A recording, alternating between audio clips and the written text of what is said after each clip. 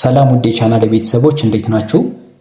ዛሬ የምናየው ብሮድባንድ ኢንተርኔታችን ብልሽት ሲያጋጥመው በአጭር የጽሁፍ መልእክት ኤስኤምኤስ በመጠቀም እንዴት በቀላሉ ብልሽቱን ማስመዝገብ እንደምንችል ነው። እስከ ፕሮግራሙ ፍጻሜ አብራችሁን ይቆዩ። እንደምናውቀው አንዳንድ ጊዜ የብሮድባንድ ኢንተርኔት አገልግሎት ሊቋረጥ ወይም ፍጥነቱ ሊቀንስ ይችላል። በዚህን ጊዜ ወደ 994 ደንበኞች አገልግሎት መደወል ሳይጠበቅብን በቀላሉ በኤስኤምኤስ መልእክትም ችግሩን ማስመዝገብ እንችላለን።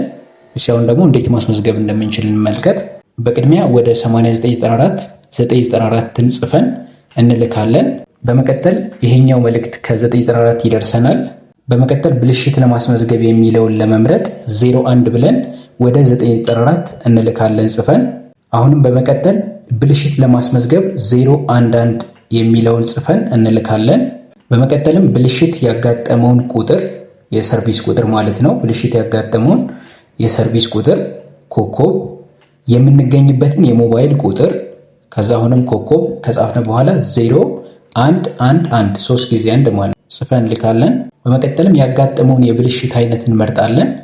ለምሳሌ ለአገልግሎት መቋረጥ 01111 ጽፈን እንልካለን። በመቀጠልም ይሄኛው መልእክት ይደርሰናል። ወደ ደንበኛችን ቅሬታዎትን ለመፍታት እንሰራለን። የመከታተያ ቁጥር ይደርሶታል እናመሰግናለን የሚለው አጭር የጽሁፍ መልእክት ከ994 በሜሴጅ ይገባልናል ማለት ነው። ልክ ይሄ ሲገባልን ወዲያውኑ ሲሲቲ እያለ የሚቀጥል ቁጥር ከ994 ሜሴጅ ይገባልናል ማለት ነው። በዚህ መልኩም ብልሽቱን በቀላሉ ማስመዝገብ እንችላለን። ውድ ቤተሰቦች ይህን ቪዲዮ ጠቃሚ ሆኖ ካገኛችሁት ላይክ፣ ሼር እንዲሁም ሰብስክራይብ ማድረግ አትርሱ። በቀጣይ አሪፍ የቴክኖሎጂ መረጃ እስክንገናኝ ሰላም ሁኑ። ቻው።